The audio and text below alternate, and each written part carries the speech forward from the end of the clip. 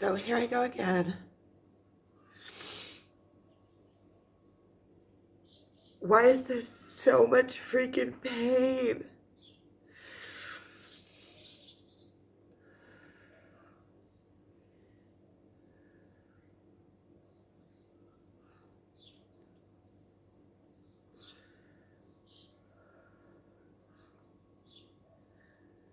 I feel like there's so many different aspects to this freaking journey.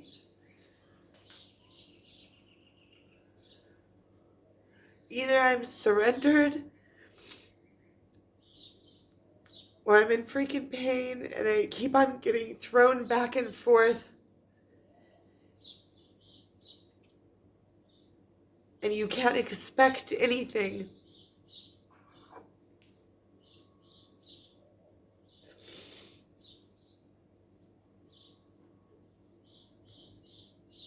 It's like getting jerked back and forth, back and forth, back and forth. It's constant jerking until you're just loose. You have to let go of everything because you're just getting jerked. Until you become like a rag doll.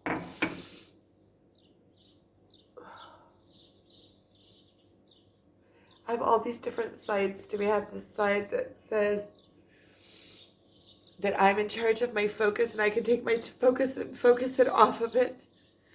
And that I need to tell myself a different story and choose my words. And when I feel like that, I feel powerful.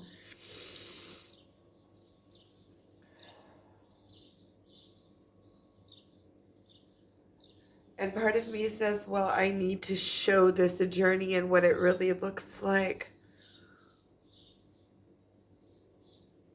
Like, I feel like because I am able to, openly tell my story, I'm able to know what I'm going through and explain it in a way that can be understood. I know how to pass emotion along, and I get channeled messages. Like, channeled messages just means that I can see things and explain them the way that they come through. And because I have all of those things, it's like my responsibility to explain it and show it because I have the ability to now.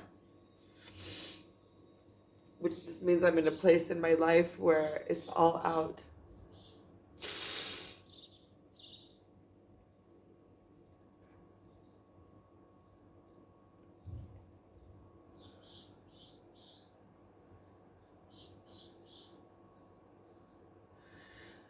I keep getting messages that I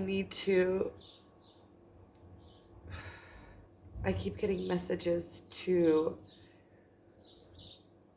take control over my avatar and not let my emotions get moved around, and to see myself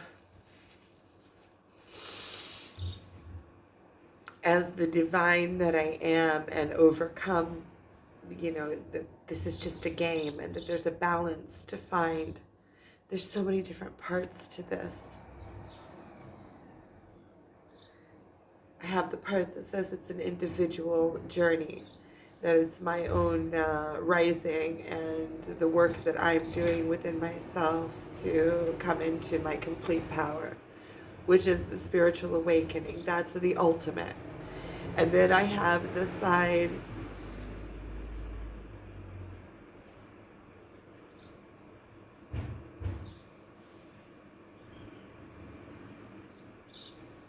that is like the ego mind and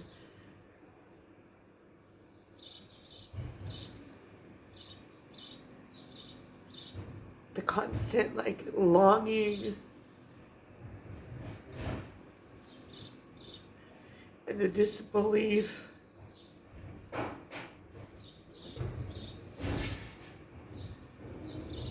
Like, how could it be? And then I have the side that says, well, I can see the divine plan behind it all. I can see that it's allowing me to let go of expectation and become surrendered and then live life more fully. And that I'm rising into something. I can feel it. That I'm rising, and I'm rising at such a pace that what I'm going through in the morning, by the afternoon, I already feel like I've come to terms. But it just keeps on getting more and more intense. You know, when you begin your spiritual awakening, you go through the easy things, the easier things. You realize that when you get to this level, it's when you're really going through your personal demons.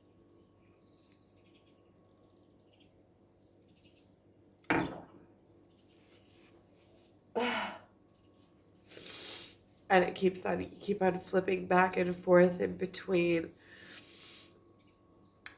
the new state, a new way of being, like the new world, and in between the ego mind. And you know, like there's so many different levels. There's so many different storylines going on about the same thing, different perspective, different way of looking at it. So like on the one hand, I have this, this feeling of, you know, in the 3D, wanting to be with him, wanting to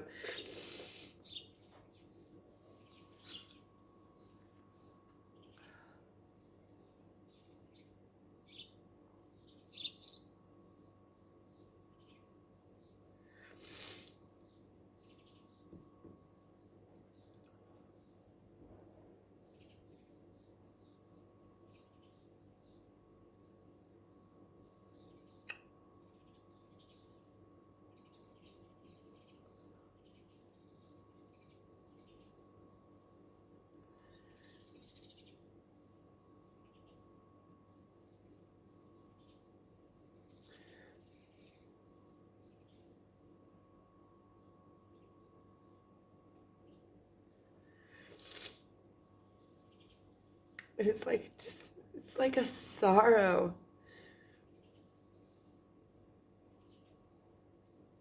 It's like a sorrow.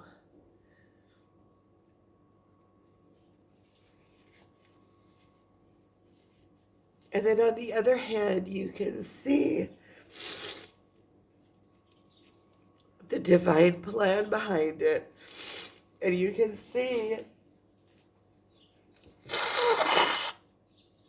that it's that really in the big picture, the coming together is it's small compared to the bigger gifts and the mission. It's small. It's like, you know, when I come into my greatness or come into my full power, and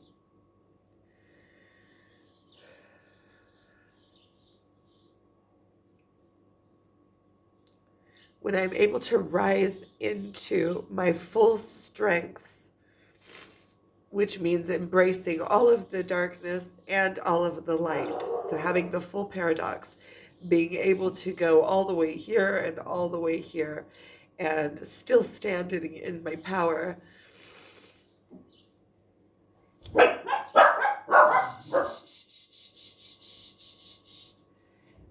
Rexy, come here. Come on in.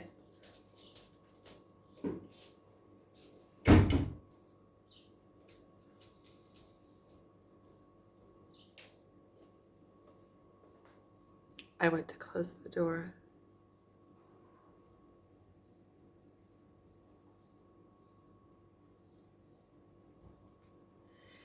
And the same in the same arena, like on the same timeline as feeling this like desperation in the twin flame journey, all the sorrow, and the when I get into that, like the mode of being the victim, like the victim mode, it's the same place that I start going into, like, what about making a living? It's the same timeline. Like, what am I going to do? And the place where I can see the higher good and how everything is being divinely guided and how I'm being guided, on that same timeline is also the story that when I'm doing my God's work, which is this work, that I'm doing what I'm supposed to be doing because I can't do anything else. See, there I slip back into the 3D mode, from the higher mode to the 3D mode, from the higher mode to the 3D mode. So in that place, when I do my God's work, then I'm provided for, and somehow it works out, and I'm learning how to trust and just to follow my intuition. But I feel like I'm so overwhelmed with it all that it's all that I can do. I'm doing the best that I can do.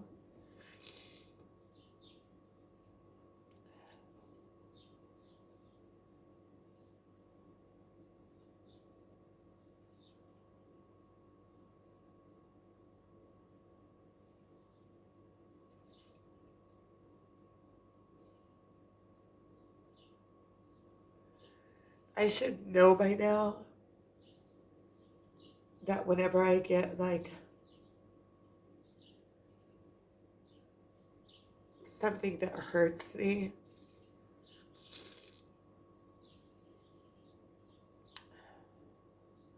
that eventually I'm going to have to cry it out, and that it will just keep nagging at me until I cry it out.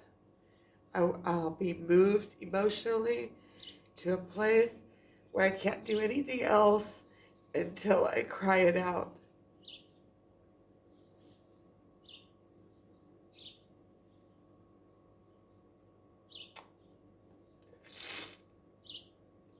By crying it out, I get to release it. I get to know what it is. I'm talking it out. I know what it is.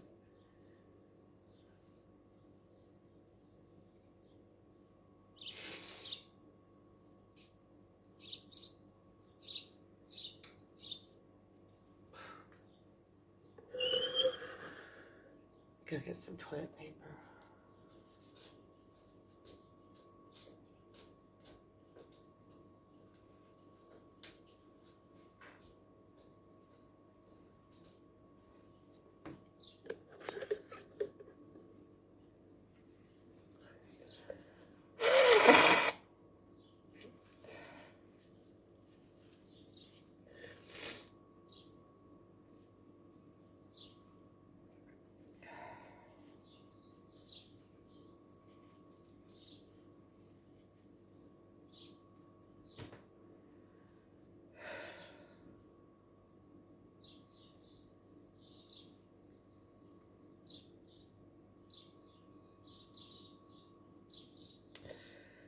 I want to alchemize my thoughts, bring myself, like pull myself up to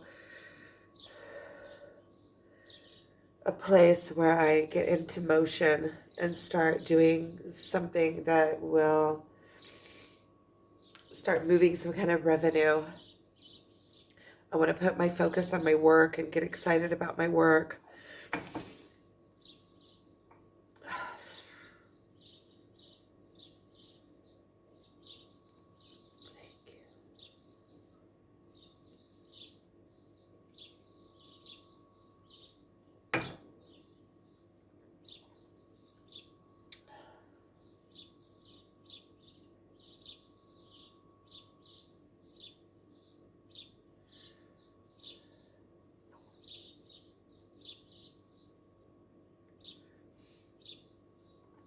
I feel like everything happens exactly as it's supposed to happen. And I truly believe this. And at the same time, I feel like I need to be doing something. I'm supposed to be doing something. I'm supposed to be doing something. And I know that the relief of that nagging will be in the doing something. Then every time I try to move towards doing something, I need to tell myself a different story. Oof. Oof.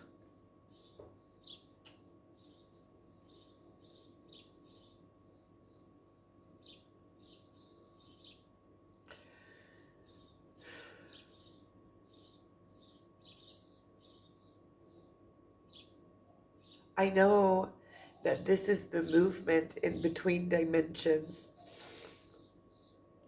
Is it's glitches going back to the old way of thinking to the new way of thinking, old way of thinking, new way of thinking, and it's glitches while you're going back and forth.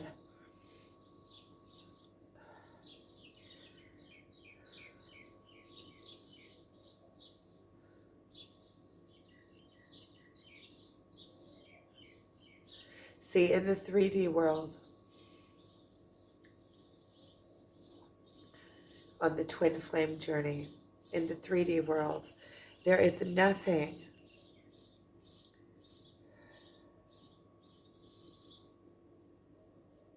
He has always had the same story. His story has always been the same. His story hasn't changed. And not only by what he says to me, but also by his actions. So we've been in touch for over a year, and there hasn't been any kind of advances like romantic advances. And he said the same thing from the very beginning until now. So there's no reason for me to believe anything but what he says. His actions reinforce. And then on the higher levels,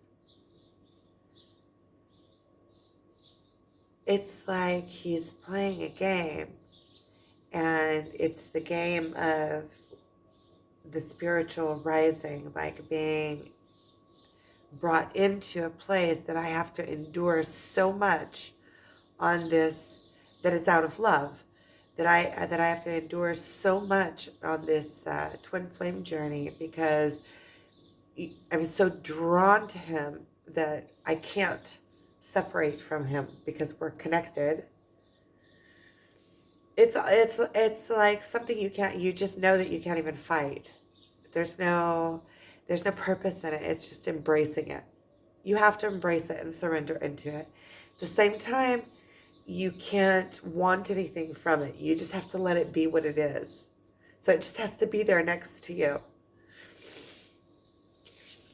And you have to allow it to be what it is. To be in complete allowance, not try to hold on to it in expectation in any way. Just allow it to be there, and then it feels comfortable next to you. It feels comfortable. You feel comfortable in it. It can exist. Otherwise, if you're trying to hold on to it and trying to force it to be something that it's not, you're doing yourself a disadvantage, because you can't conform that, just like you can't be conformed. These are, and to get on this twin flame journey,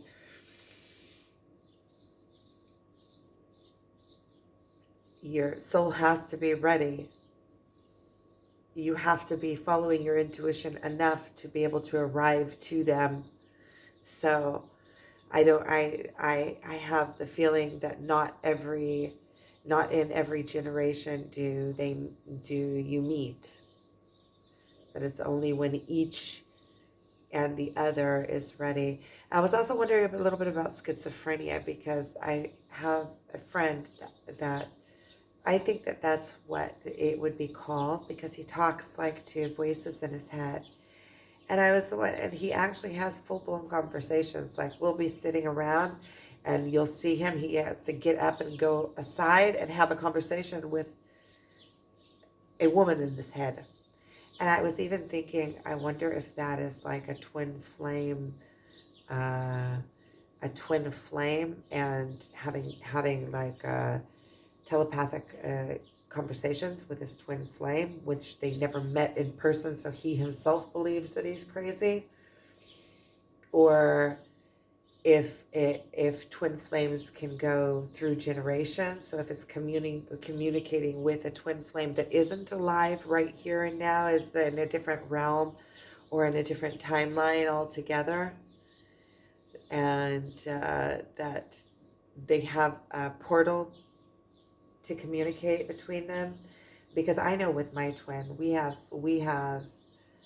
when I'm connected and he's connected, I already know what I know. We can just look at each other. I know. There's no need to explain a lot of times. And I know that he knows exactly where I am all the time on my spiritual path. That I know. I know. I know that he knows where I am. And I'm kind of following him too. I'm seeing things that are advancing with him in all sorts of different directions. All sorts of things are opening up for him and to him. I'm really proud of him. He is doing a wonderful job with himself. The best I've ever seen. The best I've ever seen. The detail, the ability to get down into. Yesterday he was showing me this evaluation, I guess you would call it an evaluation, but like a real serious evaluation. And that evaluation had like this specific, he's so much more than that evaluation. He's so much more, because the way that he uses all those talents are just unbelievable, uncanny. I've never met somebody so genius as him, in the way that not only the knowledge, like you would say Einstein, okay, so Einstein has the knowledge and he was able to write out all the equations. And I'm not doing a comparison, it's a different kind of intelligence, but I want to tell the difference in order so that there will be relevance. See, Einstein was talking about relevance, but there has to be some kind of relevance. So not only does he know the inner workings and especially of like the spirit and the soul and all of the archetypes and things like that, he not only can understand and interpret, he knows how to turn it around and use it on reality to create a different reality. Or he can, according to patterns that he sees, he can project the pattern another 20 sides, another 20 times into the steps into the future. It's uncanny. It's uncanny. It's like superb. It's so much fun to watch. You see, that's why this friendship is worth so much more than just, I'm willing to give up the attraction for the friendship, because it's just so much fun being around somebody that's like that. It's like a trickster. He's got all these tricks. He's a tricky one. And he plays all these master mind games, and you go through them and you feel the pain of them, but at the same time, you know that it's for your higher good. You know that you're getting numb to the pain as you go through it. So it's like all the time pulling your pain to its maximum. Turn the volume up, the volume up, the volume up. You're getting pulled out of shape more and more and more, to where in the end you're just. See, here's my 5D self doing.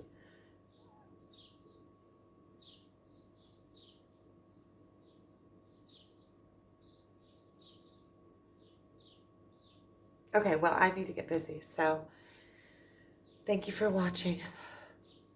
Okay, that was. Thank you for watching.